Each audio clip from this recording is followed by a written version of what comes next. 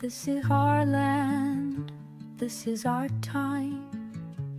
No chains can hold a heart so wild. We rise, we fight, we take our stand for Scotland's future hand in hand.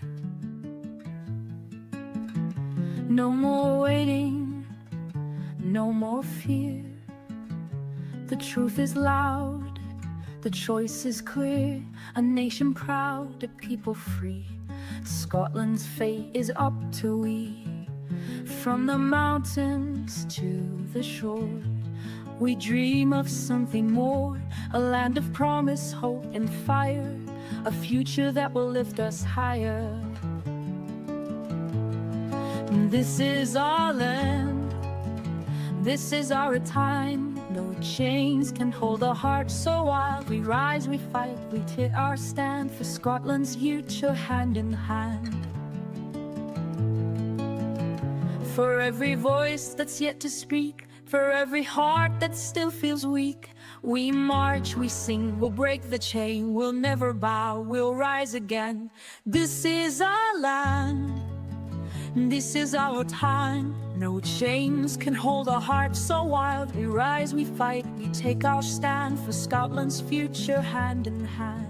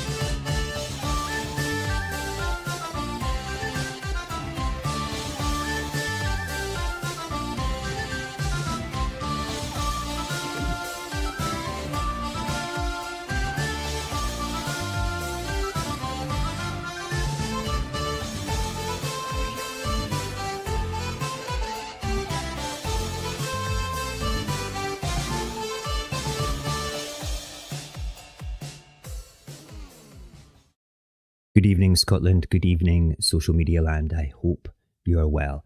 It is Friday, the 6th of June, 2025. Welcome to Saorsa Live. Tonight we're streaming on YouTube and TikTok because TikTok haven't taken my rights away again, which is awesome. So please do take the time to like and share across these platforms and say hello in the comments too. If you're commenting in YouTube land, you need to subscribe first, wait 5 minutes, and then you'll be able to join in the conversation. And if we lose the live stream on either of the platforms at any time, please just head to the other one where you can continue the conversation and enjoy the show. And we're also recording this live and all the comments to ensure the security and integrity of the stream. So what happens when your enemies don't win, but your own side loses the will to fight? Or it appears that way at least. That's the question, or one of them, that we're going to be facing tonight. Yesterday, the SNP lost the by-election in Hamilton. Labour didn't win it. Labour didn't surge. Reform didn't break through. But the SNP, my party, stumbled, even with an incredibly positive campaign. And it cost us. We've just watched a by-election in Scotland go to a party that abandoned Grangemouth, backs genocide, and broke every promise it made, and still around 600 voters, just 600, tipped the balance. It should never have happened, but it did. And if we don't stop pretending that everything's fine, this will not be a one-off. It will probably become the new normal. Tonight, we're not going to sugarcoat anything. We're going to break down exactly what happened from the result itself to the disconnect between yes voters and the SNP, the terrifying rise of Reform UK, and finally the cold truth about why Labour cannot and must not be allowed to lead Scotland. This isn't a game that we're playing. This is a national movement that we're trying to inspire. And we really need to. But before we get into all those messages and all those different discussions, let me just play this little important message. We start our lives with an important reminder that we are fighting one of the world's greatest propaganda machines, the British state and their right-wing oligarch-run media. To combat this, we ask that you always follow, like and share and comment positively across all social media platforms on any of your favourite Scottish independence creators and commentators.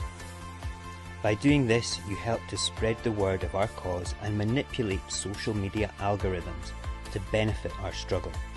So please, for now, like and share this live stream, and if you haven't already, follow this account. Thank you.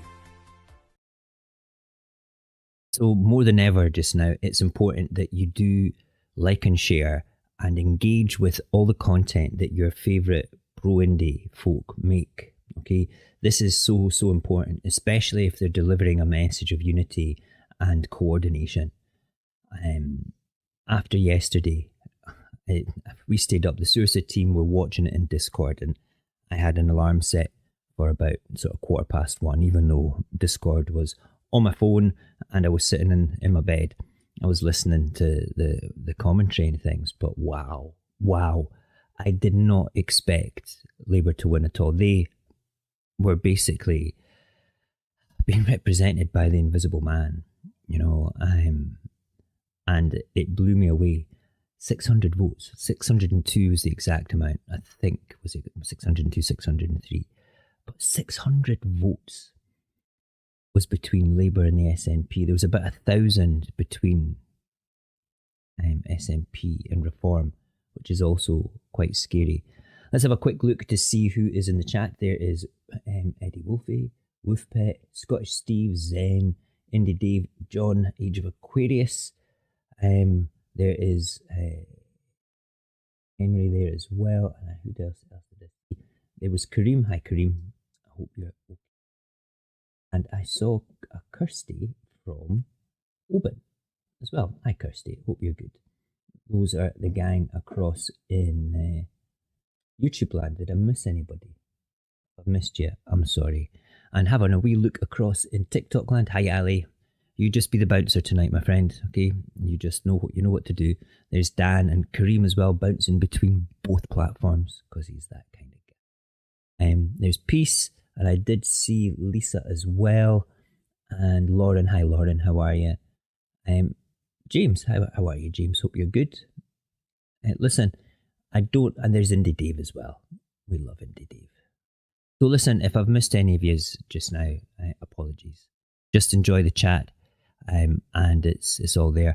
Yes, congratulations, Lauren, for your engagement. I saw your TikToks about it. I hope that you're very happy and wish you all the best, because you deserve it. Okay, so let's get started. So what the hell just happened? That is the question every independent supporter should be asking themselves today. We didn't just lose a by-election. We got a warning flare right in the face. And half the movement's acting like it's business as usual. And it's the half that really needs to wake up a bit. Labour didn't win because they had a vision. They didn't win because people are excited about their plans. They won because we, the extension of the independence movement that is the SNP, now, stop for a second. Your live is not eligible for recommendation and restricted in search results because it violates the fake engagement policy under our community guidelines. What? Let's just stick a peel on that. That is the weirdest thing I've ever had come up. Sorry, that was an alert I have never seen before. Ever. I wonder what that means. Fake news? I don't know. Somebody in TikTok land not liking the message. Crazy times. Any mess? No, nothing's coming through my phone either. Sorry, I didn't mean to interrupt. Anyway, let me rephrase that. Yes, supporters that would normally vote SNP didn't turn up. That's what I mean by the independent supporters, okay? And that I want to say that I understand why. I really, really do. And we're going to get into that later on. Sorry, I was a bit distracted by that massive blaring red sign that just came up on my screen from TikTok. Ooh. Right, okay, where are we? Let me find my notes again. Yeah, so Labour's candidate barely showed up. He ducked debates. He offered nothing. But 600 votes were enough to get him through. Just 600 people tipped the seat that should have stayed within the SNP's hands. And that tells you everything you need to know about where we are right now. This wasn't a vote of confidence in Labour either. It was a sign that our side, the yes side, the SNP side, potentially has lost direction, lost trust from the movement with them, or just lost the energy to show up. It could be a combination of everything. And if we don't face that, if we keep pretending that it's all fine, then this won't be the last seat we lose. Turnout was about 44%. That's actually up on some other by-elections. And that means voters still didn't engage. They stayed at home, they switched off, they walked away. And for those who did show up, over 7,000 of them, 7,000 of them voted for Reform UK. Let that sink in. Labour won with just over 8,500 votes. The SNP came second with just under 8,000 and Reform behind them with just over 7,000. It wasn't a close race. It really wasn't. It was a bit of a fractured battlefield, and the side that used to stand united, that would vote for the SNP, the yes side, barely showed up. So, no, Labour didn't win because they're strong. They won because we were weak, disillusioned, or just had a bit of apathy. And that counted for a Labour win. This result isn't a fluke for Labour. It is a consequence of the yes movement disconnecting with the main party. And that has to be recognised. It really, really does. I've got some videos tonight that I'm going to play of John Curtis giving commentary. It's just his voiceover for it all. And it's quite interesting. There's 4 of them and they'll be throughout the whole night. And I think it's important that we listen to what he's got to say, and then I'll talk a wee bit before each one about how I feel about stuff. And then we'll go into it. We'll play the first one in just a second, but please understand, I'm not being critical of the independence movement. I've never missed an election in my lifetime, even when I felt maybe I should just stay at home. I still got out and voted. It's just in my blood. I have to do that. And I understand why some people don't, especially within the yes movement. I think independence has become too political. That sounds ridiculous. It's not a political policy. Independence is not a political policy. It's a national movement. It's a focus that we the people should have and be able to see and understand that the tools that are available in front of us are there to be used in a manner that is effective and benefits us all. And it doesn't matter if you don't like the party. It doesn't matter if you don't believe in their policies. Okay, they're just a tool. They probably won't be around after independence. They'll probably fracture. And that's coming from somebody who believes in them. I believe in them. I believe that they've done a great job. I really do. But we need to get them to reconnect with the movement. Anyway, let me play John Curtis's first video just now, and we'll be right back. If you looked at the data of the Scotland-wide opinion polls, which is the closest evidence we had as a guide, and compared where the parties are at now in those polls with where they were back in 2021, which of course is when this by-election was last fought. Now I have to go back to 2021. This is, back in the days when Labour were running third in the Scottish Parliament election, before Partygate and Liz Truss and all of that led to the downfall of the Conservatives.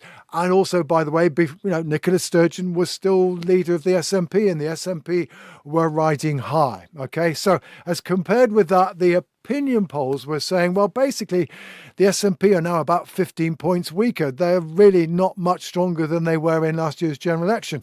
Well, in the event, the SNP vote fell by 17 points. So it fell a little bit more than we might have said from the national polls. But frankly, that's not perfect par for the by-election.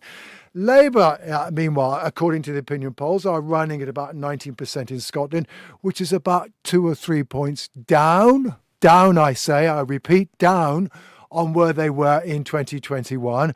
And what's happened? Well, Labour, who started off in this constituency at 34%, managed in the end to get just under 32%. They're down too, right? In other words, actually, the data from the opinion polls said this is going to be tight.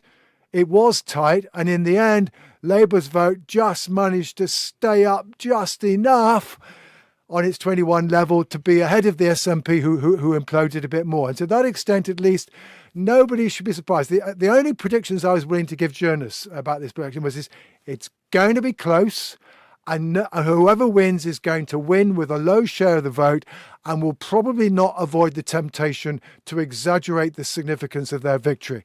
And I think that certainly has been exactly what's happening. And an immediate reaction to this by-election is probably how the by-election result is going to be played.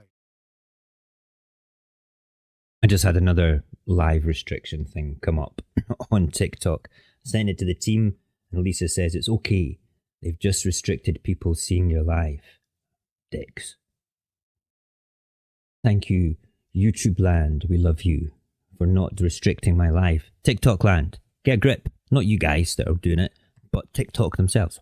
What is going on? A few more people to say hello to. There's Liv. How are you? You don't need to shout this week. I can see you there, which is good. There's Steve. There is, I think I said hi to Peace. There's Joe. I saw Striven there. And Dan, I can't restart the live because it's going through Streamlabs on my computer to get there. Lisa, you better not be reporting me. I know you're not, which is fun. Right. Basically there, okay, John Curtis was talking about how with it was just so close, with it all, and it's not a Labour win, it's really an SNP loss at the end of the day. And it's frightening.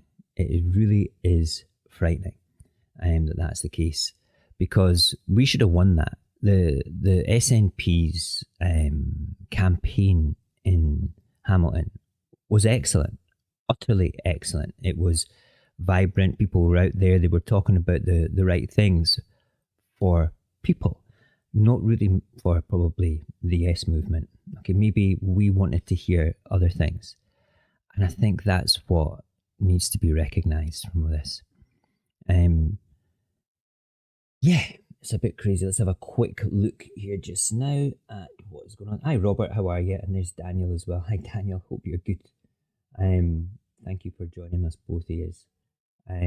It was a shock, Robert, for everything, without doubt. And SNP need to start talking about independence when the action to achieve it starts. They do. It's for me, I want to say that it's tough to split myself between activism and loyalty to my party. I've been a member of the SNP for years. I think that they do a sterling job at governing Scotland. That is not in question here at all. We understand that to look after Scotland and be pro-Scottish in the way of doing it takes a great effort under the restraints of that extendable leash called devolution. It's sometimes impossible. You put forward a progressive piece of legislation and it's shot down in the 11th hour by other legislation that is on a UK-wide basis. It's outrageous. It's any normal country would never experience that. Any normal country would be able to keep all its wealth and distribute it properly, spend it properly, take out loans based on it all. We'd be a much better country if we were free to make our own decisions. Goes without saying. And everybody in the chats on both parts here, in both worlds, TikTok land and YouTube land, you know it. You're not here because you don't believe. You're here to hear what I've got to say, my commentary on it, and I'm very grateful for that. And I hope sometimes the things that I say gives you the inspiration to go and speak to others. That's what my job is. My target audience is people that already believe, and some soft yes voters and soft no voters that still, swing either way. It's really, really important for me to resonate with them in a communicative manner. Anyway, the next little part here just now, okay, is about how the polls just now are around 55% for yes. That's something that's really important. However, the support for the SNP sits around 33%, sometimes a wee bit lower. And that's kind of a 20-point gap. That's a chasm in the world of politics. It's also a warning siren. It's getting louder. Why do 55% of us want independence, but only 33% of us vote for the SNP?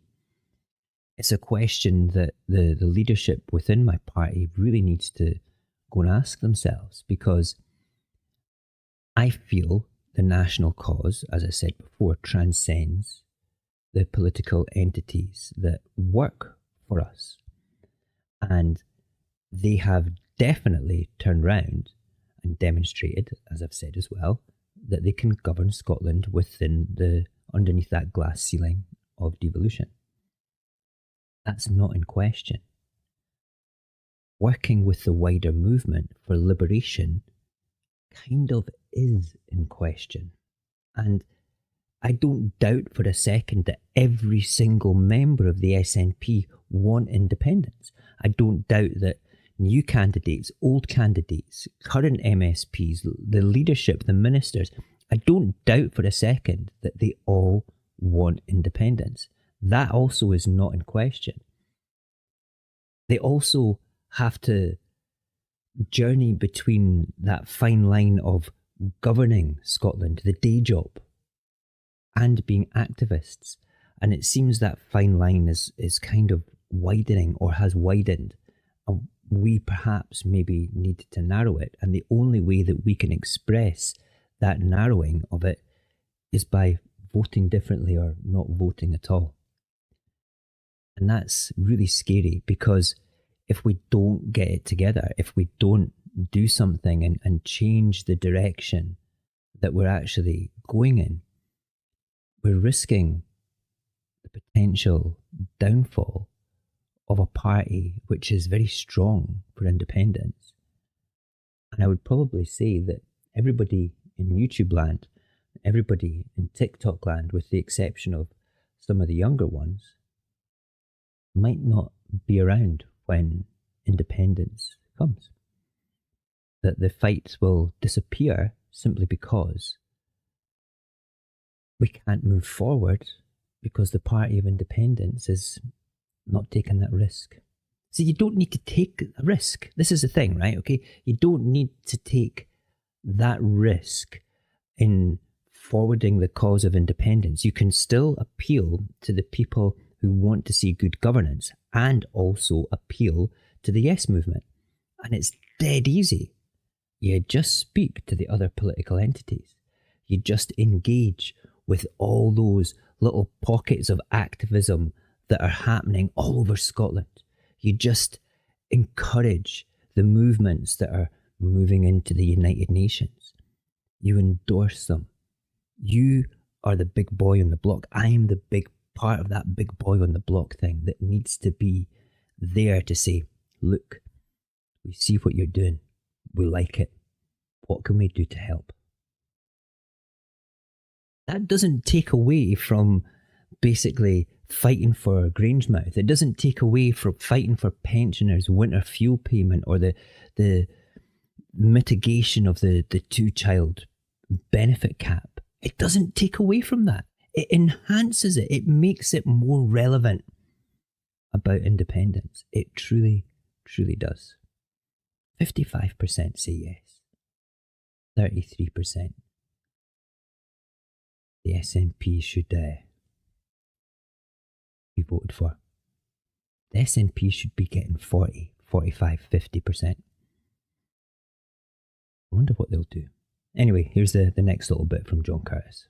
Sure, the SNP have still not succeeded in regaining the support of people who say they would vote yes to independence, but who are not saying they vote for the SNP. And the largest group of that group of people are supporting Labour, and they are still supporting Labour. The SNP, they're running at 33% in the polls when support for independence is on average nearly 50%. There is a big gap there. And that gap, frankly, the SNP have made very little progress in managing to narrow. And as a result, the SNP support in the opinion polls is frankly not much better than it was in its tally in the last general election. Of course, however, what has happened since last year's general election is that Labour's vote has fallen from what it was then, as the SNP remind us. Labour Party were getting nearly 50% in this part of Scotland in last summer, winning comfortably.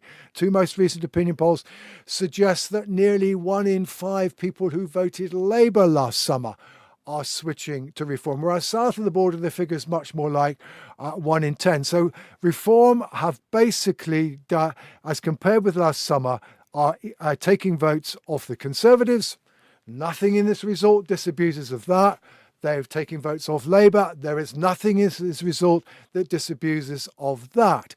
But equally, it doesn't also disabuses of the fact that the SNP have a problem, which is that they are struggling to recover from the very difficult year that they had in 2024. Have a quick look around the conversation that's going on just now. Wolfbet, too many people have fallen for the media SNP bad message. Many are put off by the infighting in the movement, and others will only come out and vote in a referendum. Can't see why that we only get one if they vote. Do you know something? That's a really important thing that Wolfbet said there just now. People do fall for media manipulation. I was talking to somebody on my Discord server about 2 hours before the live tonight. A friend of mine that lives in California that believes wholeheartedly in our independence, and she's a great community member. Nyla, if you're watching, hello. And basically, the whole piece that I said to her was like, media manipulation has happened so often with anything to do with the pro-Scottish, pro-independence sort of side of things. The big blue tent. So I described about the 600,000, the big blue tent, and how proportionally, when you look at how that was covered compared to that, is it Lady Moan, Michelle Moan, and her embezzling of 37 million. I mean, that's that was public money, 37 million. The 600,000 with the SNP, the alleged amount of money was like party funds. Wasn't money that was paid by Labour members for tax or Conservative members in tax, but it was blown out of proportion. Rightly, if somebody's done a crime, they need to do the time. I'm totally for that, okay? 37 million of public funds though, and then more by the government at the time. I mean, come on. When you look at it, it's quite a radical sort of piece. And Nyla got it and was a bit shocked as well. You know, it was something else. But people do fall for media manipulation. It's very true. And we need to question these things. And if the SNP were garbage and were in trouble for that, and let's say the party was rotten because of that, then obviously they have to basically reckon for that. They have to. It's crazy. What else have we got here? So Daniel saying, I'm an SNP member. I asked our MSP when the SNP were going to start the process towards independence. And I think potentially in their eyes that they are doing that, and the part of that, Daniel, and is that they're instigating good governance and showing the people who are still to make up their minds about independence that even within the restraints of devolution, that they can do a good job. And they have been, compared to south of the border, compared to Westminster, it's less of a circus, excluding Douglas Ross, of course, in Holyrood, and there's far more positive pro-Scottish things that have gone on here compared to what perhaps maybe Westminster would do. There's so many. I did a set of videos last week about the 100 things the SNP have done for Scotland, and it's worth going and having a look at them. And if you want to go and see them yourself, if you go to snp.org, there should be a little tab at the top that says record, and it lists all those 100 things that the SNP have done. And do you know something? That's their job.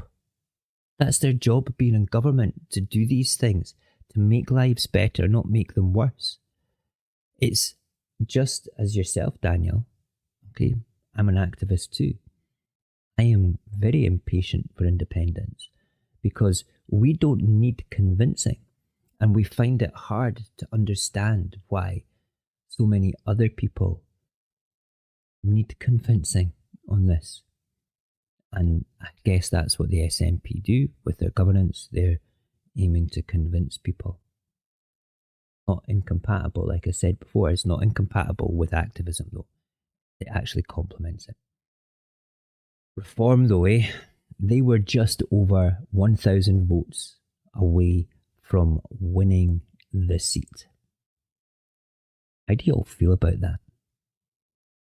You know, we started talking about reform a few months ago, and there were some commentators just laughing it off. I was kind of half thinking, they're not going to get anywhere. Wow, how wrong can a person be? You know, they are dangerous. They are. Okay, we have a year, okay, to turn this whole thing around for Holyrood. I reckon they will get seats on the list, without a doubt. Simply because it appears that the parties and followers of the union know how to use the list better than we do, by a long shot. So let's just think about this for a second, okay? Reform are a party of fear, a party of anger. They're a party that is divisive, and their policies are ludicrous with everything that's been going on. And people are drawn to this because they've been let down so badly by Westminster. And John Curtis said that 1 in 5 voters voted for them up here, but 1 in 10 vote for them down south. But they've got a far greater volume of population, so more people are voting for them down south. But 1 in 5 up here. This is a party this is where Nigel Farage has turned round and says he would happily continue to sell arms to the blue team across in Palestine. He doesn't have a problem with that. I've got a problem with that. Can you imagine him in power? They've turned round and they've made it perfectly obvious that they don't like devolution. They don't like the NHS and various other things that people rely upon. I don't want them in power. I don't want their toxic voices in Holyrood. They don't offer any answers. They only offer blame. They don't build policy. They just build enemies, migrants, benefit claimants, the SNP, the Greens, anyone who believes in equality, anyone who believes in Scotland. They turn working people against each other and call it truth. They stoke rage, spray it with petrol, set fire to it and call it patriotism. That's insane. And over 7,000 people in Hamilton, Larkhall and Stonehouse put their cross next to a party that doesn't even try to hide what it is. That is crazy. Crazy, crazy. What do you do?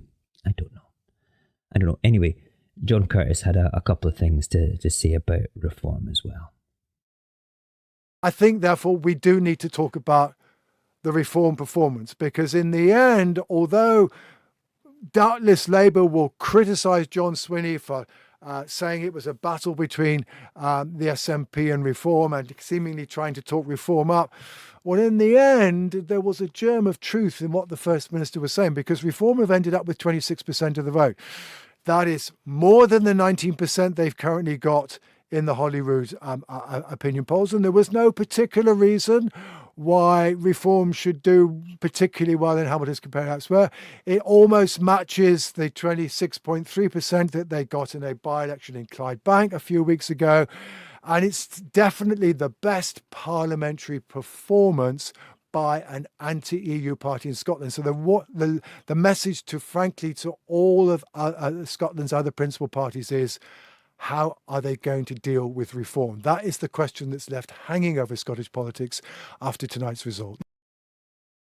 I got asked in TikTok by multiple people, since I'm now standing for the SNP, am I endorsing another party by wanting to vote with my second vote to Greens, whoever, Alapa, ISP, anybody, depending on who is here? No, I'm not endorsing another party. What I'm doing is I'm endorsing the national cause, because SNP, Alapa, ISP, the Greens, that New Scotland Party and that Sovereignty Party, we've got a whole bunch now of political entities that are pro-independence, okay?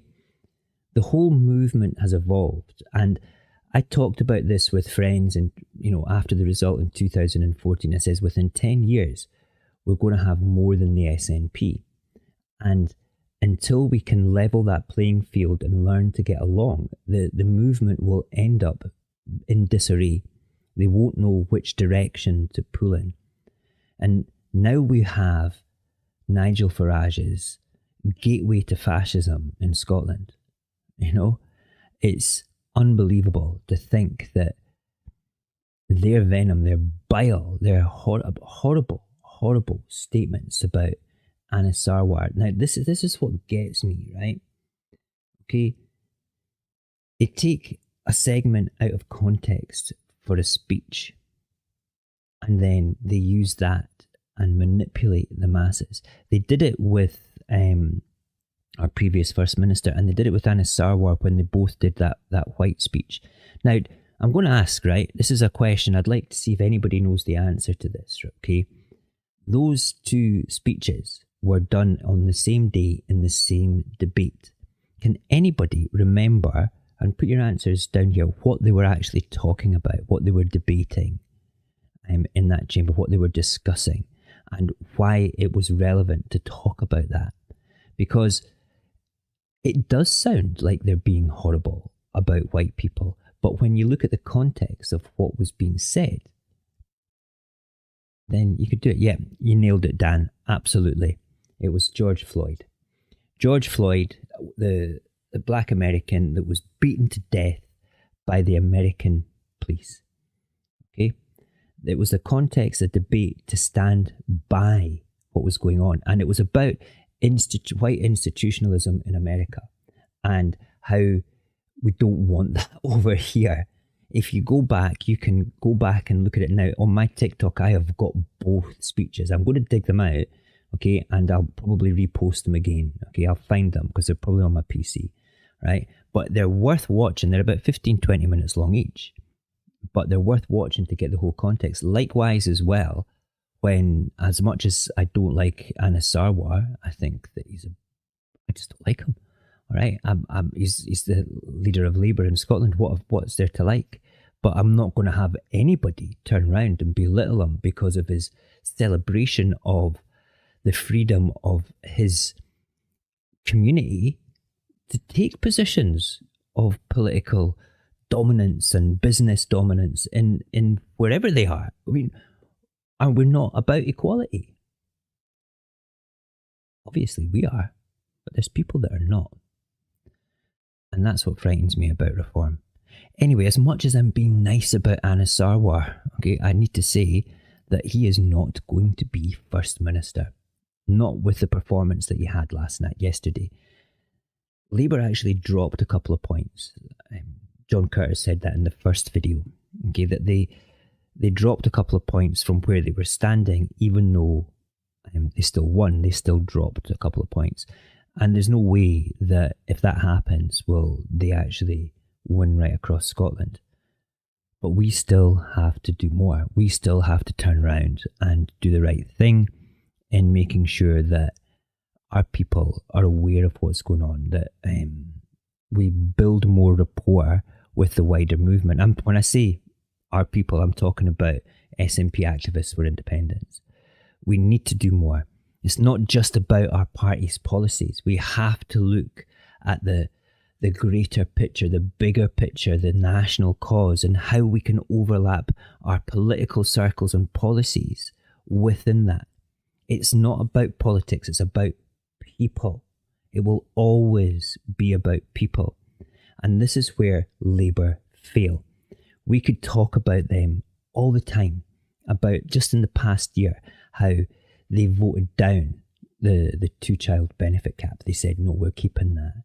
Then we had like the pensioners' winter fuel allowance. We had Grangemouth. We've had God knows what else. The fact that they won't turn round and stop funding Israel.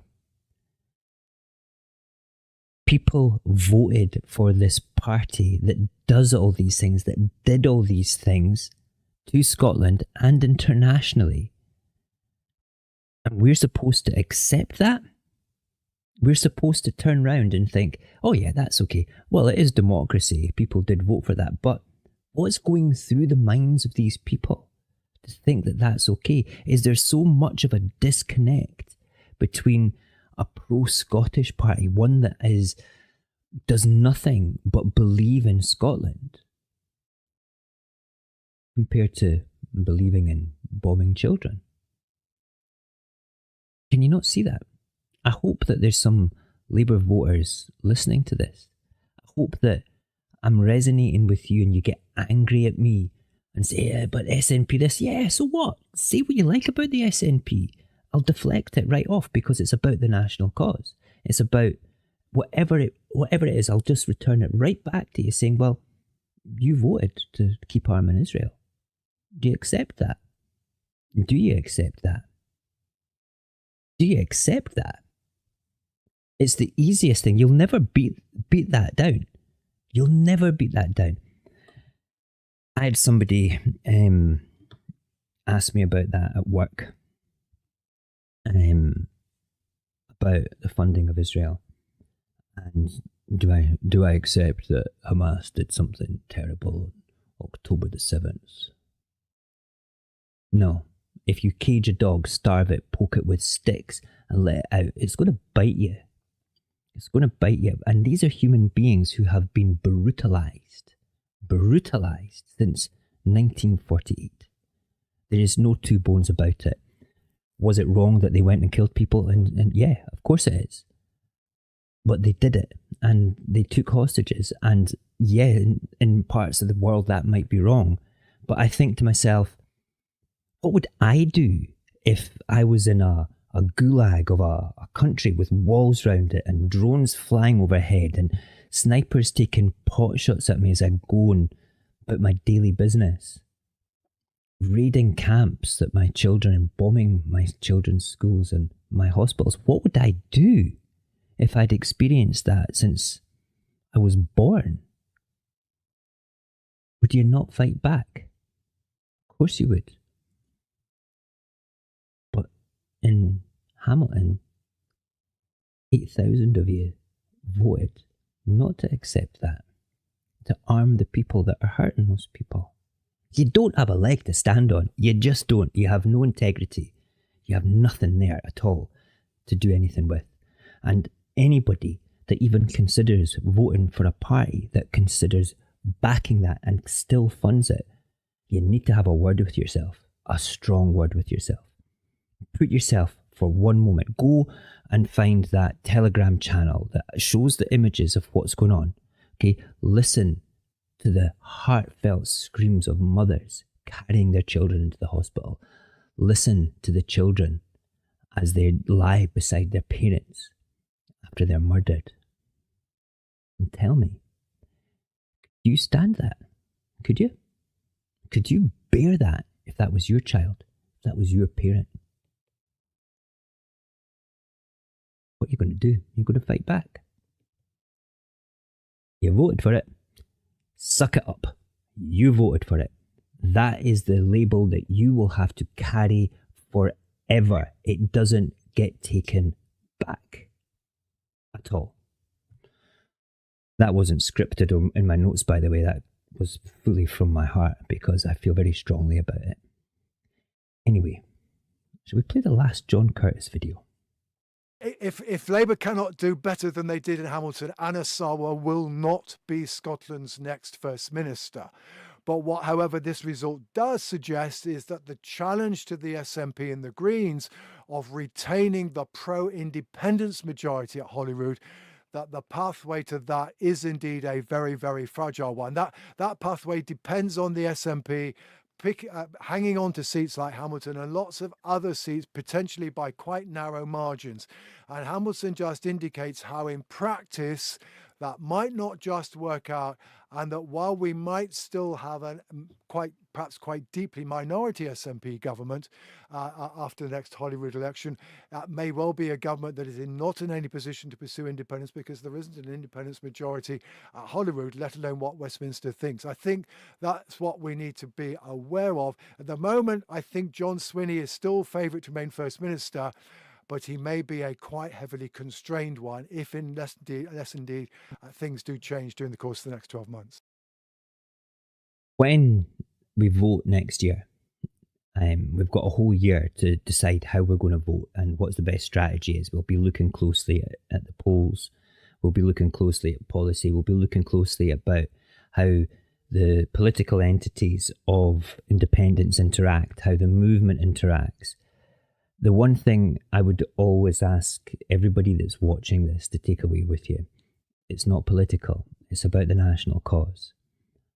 You need to change your way of thinking, your paradigm that you're staying and living in when it comes to independence, because politics is just one of those tools. It's just one of those pillars, along with international and grassroots. The three of them, they're the ones working together, competent political entities working together to better Scotland. We need a pro-Scottish government and a pro-Scottish opposition to demonstrate that, yes, okay, I'm going to put it to you, okay, and this is something that you can take away and have discussions with any unionist friends or Alipot SNP friends, anybody at all. Would you not rather have an SNP government, even a minority government, debating with Alipot and the Greens and ISP representation or singular independent MSPs that are pro-Scottish? Would you not rather have that going on in Holyrood rather than a louder voice for the Union, the Tories, Labour, Lib Dems, Reform? Why is having just one party the norm? Why is that acceptable? And it seems to be the only acceptable way. When you elevate yourself beyond politics and understand that it's about everybody in Scotland, not just us yes people, not just us SNP people, not just the independence movement, but all the unionist Scots as well, they have to live with the decisions that we make. We need to show them that we have a pro-Scottish government and opposition and show how they get along. It's not going to be easy because it's the job of the opposition to hold the government to account, and they will hold them to account within the constraints of politics. Outside of politics, they should be fighting for the national cause shoulder to shoulder because they want the same thing. So continue to ask yourself every single day, every single night, okay, until you understand it. I know most people here do, okay, but you need to feel it in your heart so you can talk about it positively and gently to people. And if they're dicks to you, you shout at them, okay? I shout at people. I can't help it. It's who I am, all right? Yeah, Mo shouts sometimes. Not just at his cats, but at people sometimes too. I don't really shout at my cats. I do, because they smell. Anyway, that's beside the point. Pro-independence, pro-Scottish government and opposition. Debating for what's best for Scotland with policy, standing shoulder to shoulder for the national cause, outside of politics. Does it not make sense? Really? Right, I've got 3 music buttons here on my control panel, and I cannot remember for the life of me which song is which. So I'm going to push music 1, and we're going to play a song, and then we're going to come back. So hopefully it's not a crap one.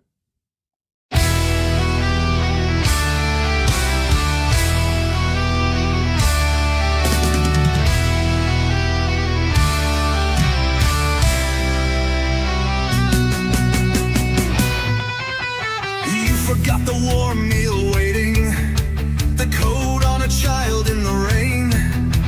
You forgot the books with no price tag, the care without counting the pain. You talk like nothing's moving, like no one ever tried. But there's a country on its feet while you're stuck in rewind. They were building while you weren't looking, laying stones beneath your shoes, holding up the tired and broken with more than empty news. Call it slow or call it quiet, but the change was always there. While you whispered they've done nothing, they were fighting for what's fair. You forgot the bridge that rose up where the tolls used to be, the bus that carried young dreams with nothing paid, rides free. You forgot the hands that sheltered when the world just let you fall. You forgot the work they did when they could have done nothing at all.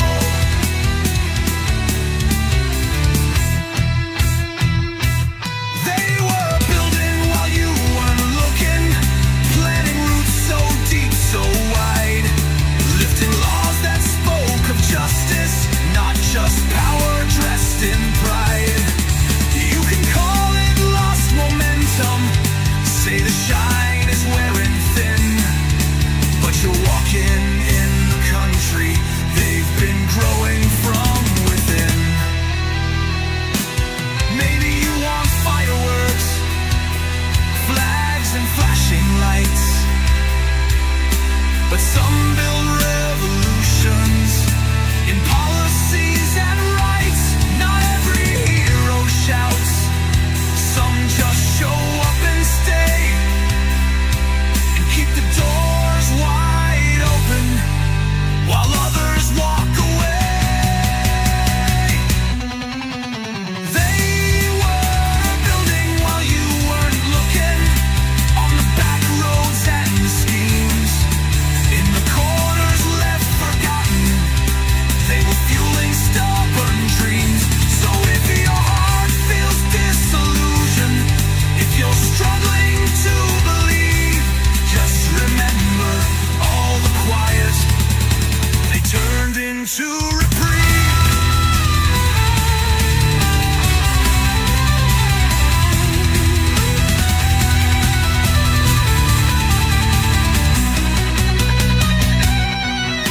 Forgot they did the hard things without the full control, made a government feel human with one hand on the soul. So before you throw the stone or say they've had their day, ask yourself who else ever stood in harm's way. They were building while you weren't looking, not for glory and not for fame. They were patching up the silence where the others spoke in shame. This is not about perfection, it's the work that still goes on in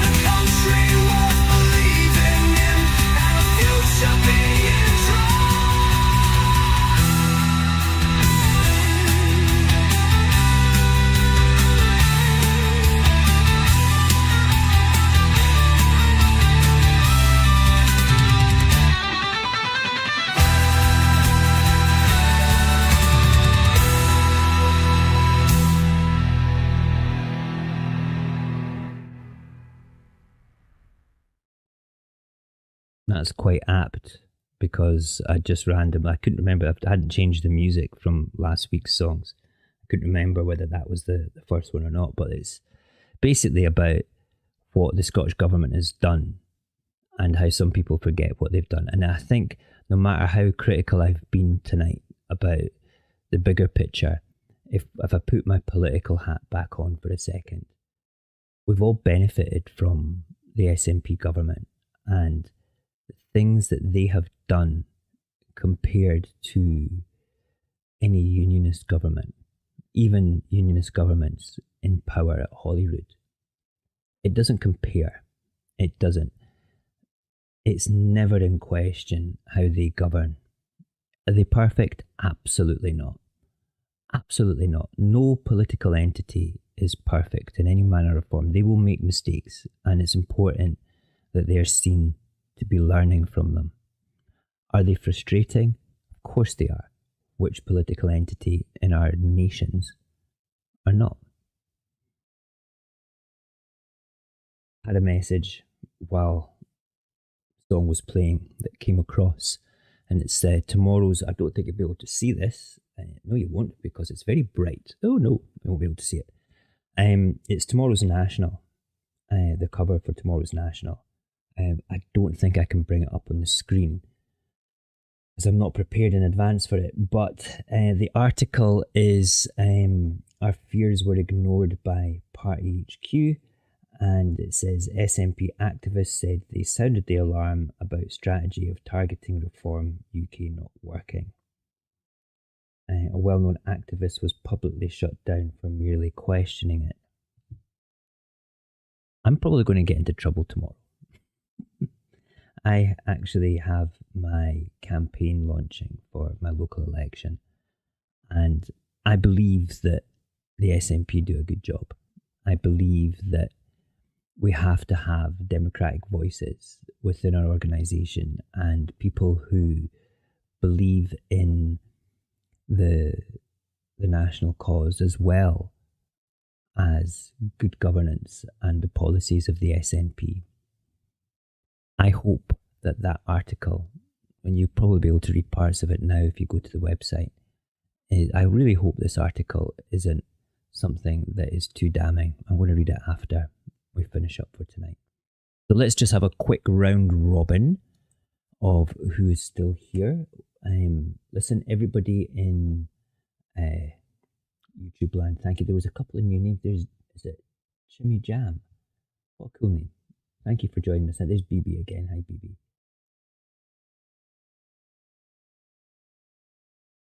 Alex Adam, yes, how are you there too? I don't think that I've missed anybody that's commented. If I have, I apologise. And then across to TikTok land as well. Listen, guys, Steve Graham and Scottish Steve, and Dave James. Hi, James. Hope you're still there. Yeah. Thank you for joining me tonight. It's been good fun. Next week, I'm going to be probably talking more about this sort of thing.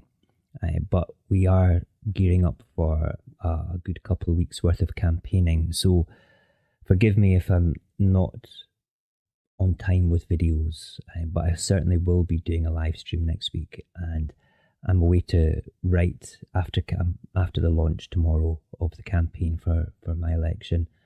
I'll be home writing my scripts for the videos next week. I'll try and get a couple recorded before Sunday. Pick ourselves up, dust ourselves off, learn from the mistakes, move forward. Always move forward, never sideways and never backwards, always forward. If you believe in independence, if you believe in Scotland, don't ever give up. If at any moment you feel apathy, that you're losing energy in this struggle, in this rebellion, you get in touch with me. I'll pep you up, no matter how tired I am. That is my job, to make sure that you guys see the bigger picture. Thank you for watching. I'm going to head to Discord now, I hope you have a great weekend. And if you're in Edinburgh, tomorrow, Fountain Park, 10:30 by the Pizza Hut. A whole bunch of us are going to be there to go and do some activism for me to be elected as a councillor in Scotland, in Edinburgh. Take care and have a wonderful weekend.